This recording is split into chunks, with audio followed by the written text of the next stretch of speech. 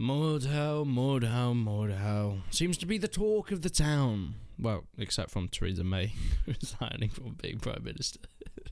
But MORDHAU has seemed to be able to take the gaming community by storm. I mean, I feel like PC Gamer have done about 60 articles on it at this point. They seem to be milking it to death, but hey, who am I to judge? I've done exactly the same thing in video form. But when you get into MORDHAU, you have two choices. You can make a custom character, or you can use the already set characters. Now, these character presets are very useful. They perhaps balance the game out for people that have just started compared to when you're later on, because of course, you need a certain amount of XP and gold to actually customize your own character, because weapons and armor take gold and XP to unlock, so you might not be able to get very good stuff at the very start. So these preset guys are very important. But in today's video, I'm going to be going over what each of them does, their advantages, their equipment, and their disadvantages, and whether you should be using them on the battlefield or not. When you start in, I'm going to be giving you some advice about what your playstyle should be and how it can relate to the characters you pick. This is all MORDHAU loadouts explained. Let's start off from the top, and this is the brigand. Now, this is what I started off playing with, and it sort of shows in my custom character I use now, which is a very Zweihander focused unit using medium-ish armor and the good old Zweihander. And this all came from starting as the brigand, which, as you might guess, is the Zweihander unit, which many people don't like, because of course a Zweihander is quite a powerful weapon. But the brigand of course starts with a short sword and a Zweihander. Now, I wouldn't really use the short sword for anything other than throwing. I mean, it's alright, it's pretty fast, but when you've got other people with, you know, maces and spears and things like that, it's not that effective. So I would keep the Zweihander for all your slashing needs, and the short sword probably for throwing if you're in a bit of a sticky situation. But as it can be thrown, that doesn't mean it should always be thrown. It doesn't do a ton of damage if thrown, especially unless you hit the head. So unless your enemy is on very low health, do not throw it, otherwise you'll be in a bit of a problematic situation. But except from these weapons, you spawn in with medium and light armor. You can take a few hits from weapons, but normally 2 hits from a heavy weapon will be able to take you down. I think it's 3 stabs from a rapier will be able to take you down. You're not the most powerful guy in there, but you're definitely not the slowest. You have that perfect medium between fast but also armored. You have that perfect weapon between slow but also speed, because of course the Zweihander can be half-sworded, and this half-sworded Zweihander is very effective at stabbing. It does so much more damage when you're half-swording it when you're going for a thrust than it does with the regular grip. It also is a little bit faster, so if you're going up against someone with a short spear or a rapier, it is often effective to go into this half-swording mode in order to counter that with stabbing chambers and morphs, doing a lot more damage than you would normally. Additionally, if you're going up against someone with another slow weapon and you don't see yourself as a very good dueler, often going into half-swording mode will give you that speedy edge. If they have a maul or a mace or something like that, they're going to be a lot slower, and you're often able to get your stabs in when half-swording a lot faster than they can. So that's often a good idea if you're not so good at doing chambering or morphing or blocking.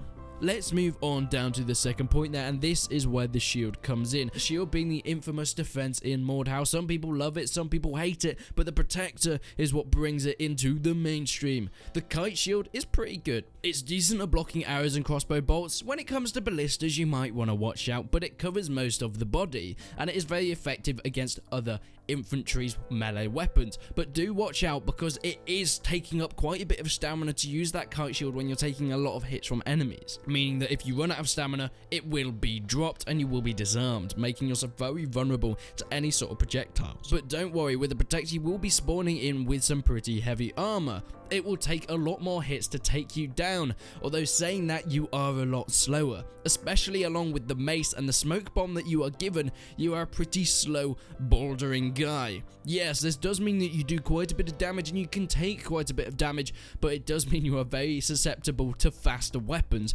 Rapiers are really effective against this class, as when you try and swing the mace, there's almost no chance, unless you get the timing perfectly, that you are going to be able to beat rapier in terms of speed. So chambering is one of your only options in that case. But like I said, you do have a mace. Now, this mace is pretty effective, can do a lot of damage.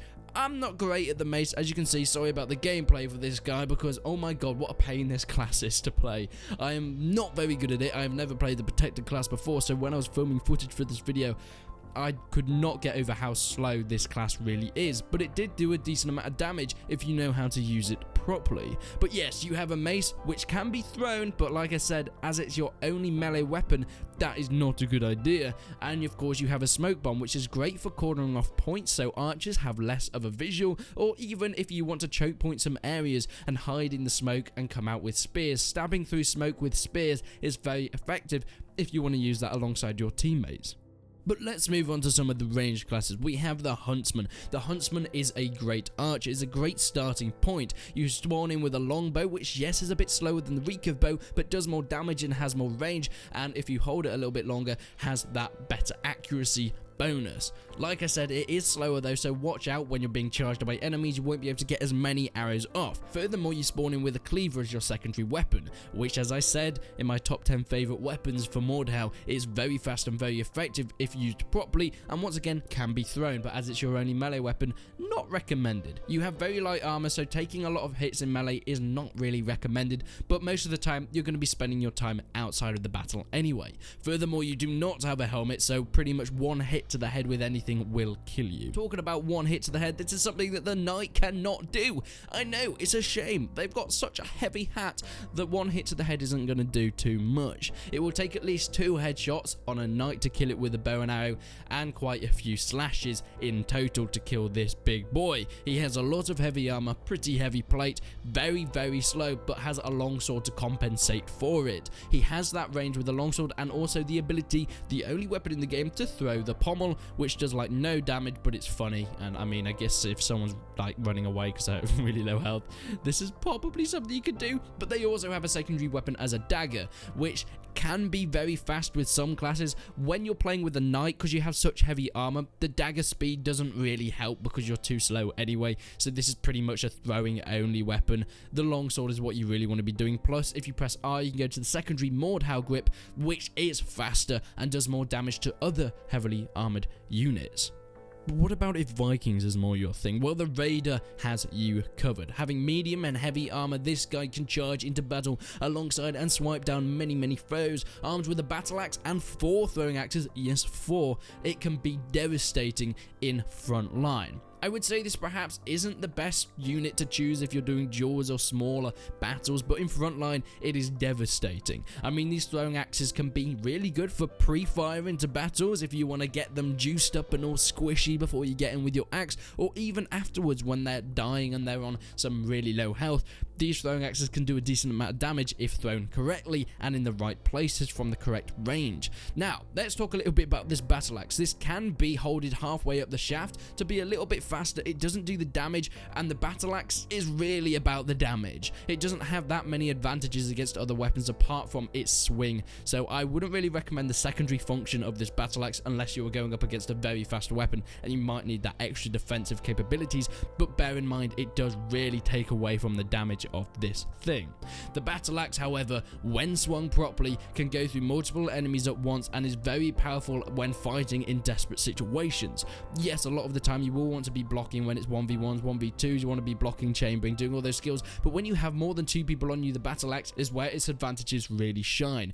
It can take out so many guys at once. It does so much damage on a swing. Oh my god, this is such a powerful weapon if you use it as you might expect, a raider. We're about halfway through, so moving on to the veteran very fast. You have some more heavy armor. This guy is a bit of a badass. Now, this is a class that I haven't really used all that much because, as I said, I've now moved on to my custom class, but most of the other classes I have used, but the veteran is one that I haven't looked at since the Evening Star, which it is equipped with, isn't really my weapon of choice. Yes, it does have heavy armor, and the Evening Star is very effective, but it's very slow, and that's something you really have to watch out for. It's great against heavily armored opponents since, as you can see, its spikes can go straight into the enemies and do a ton of damage, but do be prepared for how slow this goes, and it doesn't necessarily have the range of things like the Zweihander or the Halberd, which is the advantage over the slowness of those weapons. So yeah, veteran is a great class, but I would say it is a very specialist class for if you know how to use it properly, which unfortunately I do not. On to the final 3 though, we have perhaps one of the most popular starting classes, which is the Footman. Yes, this Footman is equipped with a spear and a medic bag, and as soon as I say spear, I can hear 1,000 MORDHAU kids cringing in their back gardens. Don't know why you'd be playing MORDHAU in your back garden. Who knows? Maybe you like molehills. But furthermore, it has that range and it has that speed. Being able to get those sneaky kills from the side. If you see an enemy already engaged with your teammate, a spear is great for going and stealing those kills, and that is really what this game is about, for getting those sneaky kills. And furthermore, you have a medic bag, so you're able to actually help your team. I don't really help my team all that much. I just put the medic bag down for myself, but that's because I'm a bit of a dick. But it's there if you want to be that nice guy. Coming into the last 2, these are perhaps moving a bit away from the powerful classes. These are more fun specialist classes. The Scoundrel has very light armor, cannot take a lot of hits. The Scoundrel, if it gets caught out, is pretty much screwed, but in 1v1s is very effective, and this is because it is fueled by the rapier power, and the rapier is an extremely fast weapon, perhaps one of the fastest throughout the game. Very effective when thrusting, not necessarily when slashing, but as you can see in the gameplay, I'm able to take down multiple enemies because of how fast it is, and most of the time, especially if they have one of the slower, more powerful weapons, they can't get a hit in if you make sure you use your rapier effectively and fast. Furthermore, you're equipped with a bear trap, which isn't very effective in frontline modes, but you can sort of corner off some places. I tried to corner off a bit around the edge, and unfortunately a teammate ended up stepping in it, but it was quite funny nonetheless. But I would still see that as a win. And lastly, you have the firebomb, which is great in front lines for making sure that the enemies don't go in certain places, for choke pointing areas, not necessarily for doing a ton of damage, and in 1v1s is pretty much useless, but when it comes to front lines and you want to be pushing and tactical firebombing, it is very useful if done correctly. And finally, we have the Engineer. The Engineer does pretty much no damage when it comes to melee, since she doesn't have a dedicated melee weapon. Although I say that, I'll probably be proven wrong in the comments, as some people think the loot is a melee weapon, which, saying so, is pretty effective. It's really bad, but it's quite funny hitting someone with the loot. The Engineer is equipped with a toolbox where you're able to place down barricades, spikes, and sometimes even ballistas if you have enough tool ammo. This is great for making sure that cavalry can't get into your catapult areas, or cordoning off points, trying to funnel enemies into certain areas where the Scoundrel can help and try and funnel cavalry into a certain bit and then put bear traps down. That is sometimes useful, but also you have the loot to raise the morale, perhaps one of the most powerful weapons in the game, making people from around come together and charge into the front lines of the enemies, making spearmen and veterans run away as they see that there is a loot player on the battlefield. But also pressing R in the secondary mode, you can bonk someone over the head with it, which, if you really need to come to that, you can do. But it's still useful if you're in a sticky situation. The loot can block anything, so even arrows is quite funny. And finally, you have the blacksmith hammer, which is used to repair things and to bonk people over the head, and can be thrown at people if you need to, but it's not necessarily very effective. And that pretty much wraps it up for the overall guide for all the classes in MORDHAU. Of course, you can all make your own custom classes, and most people make custom classes, but I thought it'd be useful for at least some beginner players to look through these classes and see which ones that they would like to use. But thank you so much. If you want to see more MORDHAU content, make sure you leave a like and subscribe to the channel, and leave some comments about what sort of MORDHAU videos, tutorials, guides, etc. you'd like to see on here. But until then, guys, I will see you in the next one.